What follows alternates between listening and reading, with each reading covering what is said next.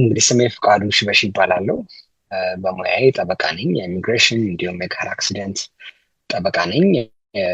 ቢሮ ያለው ሲያትል ዋሽንግተን ሲሆን ኢሚግሬሽንን በተመለከተ በ55 ስቴቶች ያሉ ክላይንቶቻችንን ሪፕሬዘንት እናደርጋለን። በተለያዩ የኢሚግሬሽን ጉዳዮች ላይ ዲፖርቴሽን ዲፌንስ፣ አሳይለም አፕሊኬሽን፣ ፋሚሊ ቤዝድ ፔቲሽንስ፣ ናቹራላይዜሽን አፕሊኬሽን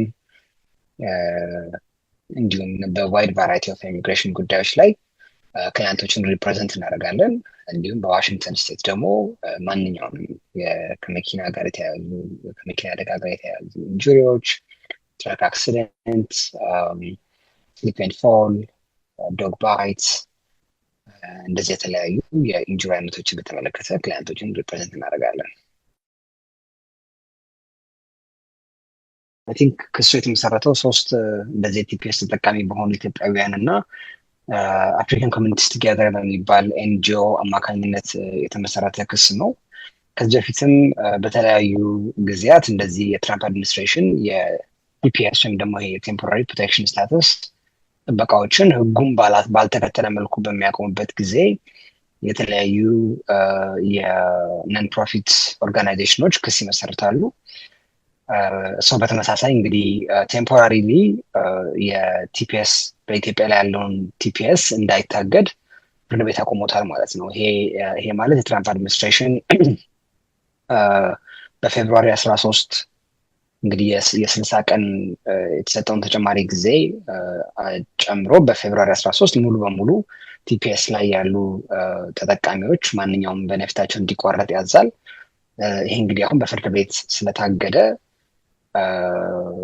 ይሄ ፍርድ ቤት እገዳ ፐርማነንት እስከሚሆን ድረስ ወይም ደግሞ ሙሉ በሙሉ ኬዙ ላይ ውሳኔ እስከሚሰጥ ወይም ደግሞ እገዳው እስከሚነሳበት ጊዜ ድረስ ቲፒኤስ ያላቸው ሰዎች ቫሊድ የሆነ የቲፒኤስ ስታተሳቸውን እንደያዙ ይቀጥላሉ ማለት ነው።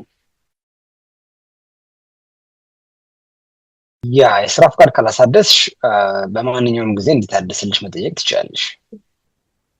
ግን ምንድነው ለምሳሌ ከዚህ በፊት የነበረው አሰራር ላይ የስራ ፍቃድሽ በሚታደስበት ጊዜ ረጅም ጊዜ ይወስዳል።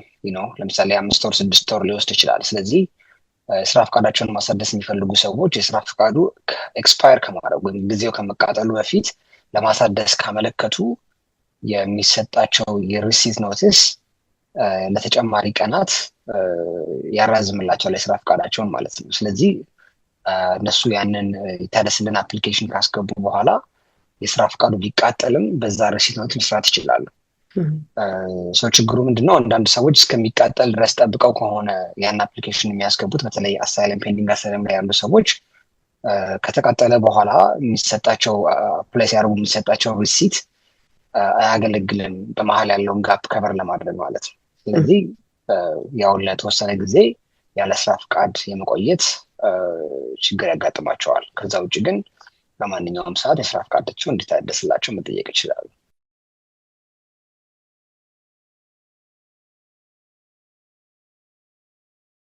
እስካሁን ባለን ኤክስፔሪየንስ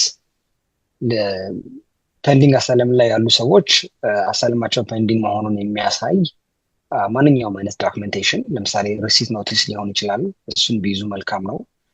የስራ ፍቃድ ካላቸው የስራ ፍቃድ ኮፒያቸውን፣ የገቨርንመንት አይዲ ካላቸው ገቨርንመንት አይዲ ወይም ድራይቨር ላይሰንስ፣ እነዚህም ይዘው ቢንቀሳቀሱ ጥሩ ነው። ድንገት አይስ ሊይዛቸው በሚችል ጊዜ ለማሳየት ማለት ነው። እስካሁን ባለን ኤክስፔሪየንስ ግን ያው አይስ የሚያስራቸውን አይነት ሰዎች እያሰፋ ነው የመጣው። ለምሳሌ መጀመሪያ ላይ ክሪሚናል የሆኑ ሰዎችን ወይም ደግሞ ክሪሚናል ሬከርድ የፈጸሙ ሰዎችን ብቻ ነው ያላቸው ሰዎችን ብቻ ነው ዲቴይን የምናደርገው የሚል ነበር አካሄዱ። በኋላ ያ እየሰፋ ምንም አይነት ክሪሚናል ሬከርድ ያላቸው የሌላቸው ነገር ግን በቦርደር ክሮስ አድርገው የገቡ ሰዎችን ታርጌት ማድረግ ጀመሩ። እንደገና ደግሞ አሁን ከዛም እየሰፋ ደግሞ በአንዳንድ ቦታዎች ላይ ኢቭን ፔንዲንግ አሳይለም ያላቸውን ሰዎች እና ሌጋሊ እዚህ ሀገር ላይ የገቡ ሰዎችንም ዲቴይን ሲያደርጉ በብዛት ተመልክተናል። እና ዋናው ነገር ምንድነው? ያው ለምሳሌ ከአይስ ጋር ኢንካውንተር በሚኖርበት ጊዜ መብትሽን ማወቅ በጣም ኢምፖርታንት ነው። እነሱ ሊያደርጉ የሚፈልጉትን የህግ ማስፈጸም ኢንተራፕት ማድረግ አያስፈልግም፣ ወይም ደግሞ ጣልቃ በመግባት ከእነሱ ጋር ትግል ውስጥ መግባት ወይም ደግሞ ለማምለጥ መሞከር አያስፈልግም። በተቻለ መጠን ከእነሱ ጋር ኮኦፕሬት ማድረግ፣ አላስፈላጊ ያልሆኑ ነገሮችን አለመናገር። ለምሳሌ ምንም በማንኛውም ሁኔታ ውስጥ ጠበቃሽ ካለሽ ጠበቃ ካላቸው ጠበቆቻቸው እንዲቀርቡላቸው መጠየቅ ይችላሉ። ምንም አይነት ኢንፎርሜሽን አለመስጠት ይችላሉ፣ ከማንነታቸውን ከመናገር አይዲያቸውን ከመስጠት። ከዛ ውጪ ያሉበትን የኢሚግሬሽን ስታተስ ምንም they can claim the right to keep silence። ይሄ አላስፈላጊ ከሆነ ትራቭሎች ሊጠብቃቸው ይችላል። ከዛ ውጭ ግን ቱ ቢ ኦነስት ኢን ጀነራል ፔንዲንግ አሳይለም ላይ ስላለን ብቻ አይስ እነሱን ታርጌት አድርጎ ለመያዝ ታርጌት አድርጎ ከመጣ ዲቴይን ከማድረግ የሚያስቆመው ነገር የለም። ስለዚህ it's usually good to have a plan in place። ለምሳሌ በአይስ ዲቴይን ብደረግ ማንን ነው ኮሚኒኬት ማድረግ የምፈልገው፣ ያ ሰው ከጠበቃ ጋር ግንኙነት አድርጎ እንዴት ነው ሊያስፈታኝ የሚችለው፣ እነዚህ ነገሮች ማወቅና ዝግጅት ማድረግ ያስፈልጋል። ምክንያቱም በየቀኑ እንደምናየው ላይክ ኢቭን የፍርድ ቤት ትዕዛዞችን የማይቀበልባቸው የማያከብሩባቸው ኢንስታንሶች በጣም ብዙ ናቸው። ስለዚህ በጣም ኢምፖርታንቱ ነገር ማወቅ፣ እንዲሁም ተዘጋጅተ ለምሳሌ ዋትፍ ኢቨን ኢፍ ፔንዲንግ አሳይለም ላይ በሆን ይሄንን አሳይቻቸው ዶክመንት አሳይቻቸው በትስቲል ዲቴንሽን ውስጥ ቢያስገቡኝ ምንድነው ማድረግ ያለብኝ፣ እንዴት ነው ከዛ ወጥቼ እንደገና ኬዜን መቀጠል የሚችለው። ስለዚህ እነዚህን ሰዎች በደንብ አስበው ተዘጋጅተው መቀመጥ ነው ያለባቸው ብዬ ነው የማስበው።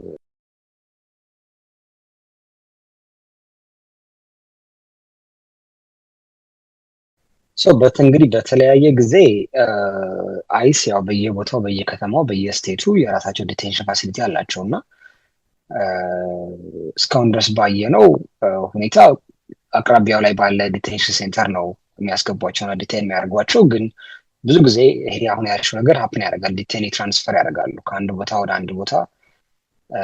አንዳንድ ጊዜ የቦንድ መብታቸውን ያስጠብቃል ያሏቸው ፍርድ ቤት ላይ እዛ ያንን የቦንድ መብት እንዳይጠይቁ ወይም እንዳያገኙ ለማድረግ ሲሉ ወደ ሌላ ፍርድ ቤት ያዘዋውሯቸዋል። ይሄንን እነዚህን የተመለከቱ ነገሮች እንዳይፈጠሩ የምንጠቀምባቸው ብዙ ቱሎች አሉ። ስለዚህ ጠበቃ ካላቸው ጠበቆቻቸውን ማናገር is very important። የሀቤስ ኮርፐስ ፔቲሽን ማስገባት ለሚኖርብን የክላይንት አይነቶች እሱን እናስገባላቸዋለን።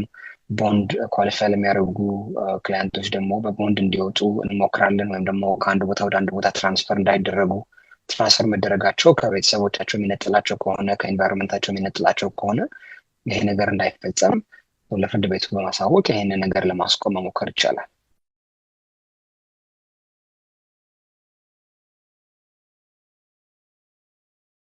እንግዲህ ያው ሪሰንትሊ እንደምታውቂው የትራምፕ አድሚኒስትሬሽን መጀመሪያ በ19 ሀገሮች ላይ ከዛ በኋላ አይቢሊቭ ወደ 39 ሀገር ሰፋ። እንደን አሁን ደግሞ 75 ሀገሮች ላይ የኢሚግራንት ቪዛ ክልከላ ወይም ደግሞ እገዳ አድርጓል። ይሄ የእኛንም ኢትዮጵያን ያካትታል። አንፎርቹኔትሊ ይሄ ነገር በዋናነት የሚከለክለው የኢሚግራንት ቪዛ ወይም ምንድነው የኢሚግራንት ቪዛን ሁለት ታይፖች ቪዛ አሉ አይደለ? ኢሚግራንት ቪዛ አለ፣ ነን ኢሚግራንት ቪዛ የምንላቸው አሉ። ነን ኢሚግራንት ቪዛ የምንላቸው እነዚህ የጉብኝት ቪዛ እንደ ቴምፖራሪ ፐርፐዝ የምንመጣባቸው የስቱደንት ቪዛ የመሳሰሉ አይነት ቪዛዎች ናቸው። እነሱ በቀጥታ ወደ ኢሚግሬሽን ወይም ደግሞ እዚህ ሀገር ፐርማነንትሊ ወደ መኖር የሚያመሩ አይደሉም። ይሄ ክልከላ እነሱን አይመለከትም። በዋናነት ኢሚግራንት ቪዛ የምንለው ለምሳሌ ፋሚሊ ቤዝድ ኢሚግሬሽን ቪዛ፣ ሚስት ለባሏ ወይም ባል ለሚስት፣ ልጆች ለቤተሰቦቻቸው፣ ቤተሰቦች ለልጆቻቸው የሚያመለክቱትን አይነት ፔቲሽን ነው በጊዜያዊነት እንዲቆም የተደረገው። ይሄ ነገር ተፈጻሚ የሆነው ከጃንዋሪ 21 ጀምሮ ነው።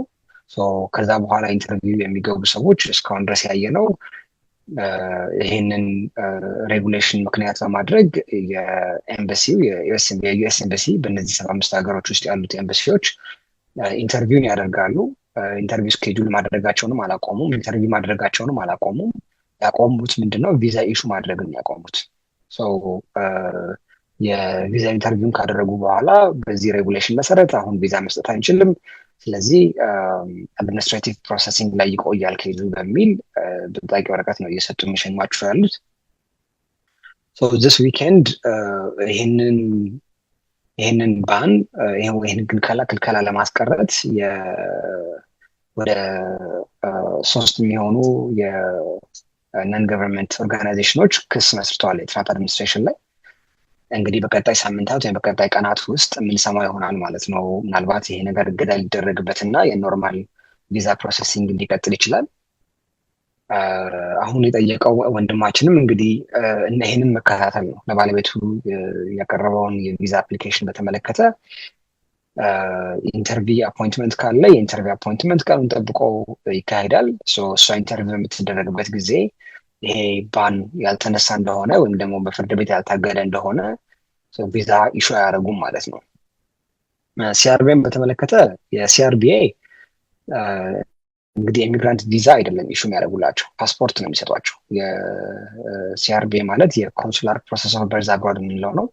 የአሜሪካን ዜጋ ሆነው በሌሎች የውጭ ሀገራት ላይ ልጆች ከወለዱ የአሜሪካን ዜጋ ከሆኑ በኋላ በአባት ወይም በእናት ያ ልጅ የአሜሪካ ዜግነትን ይወርሳል። ያንን ለማድረግ የራሱ የሆነ አፕሊኬሽን ፕሮሰስ አለው።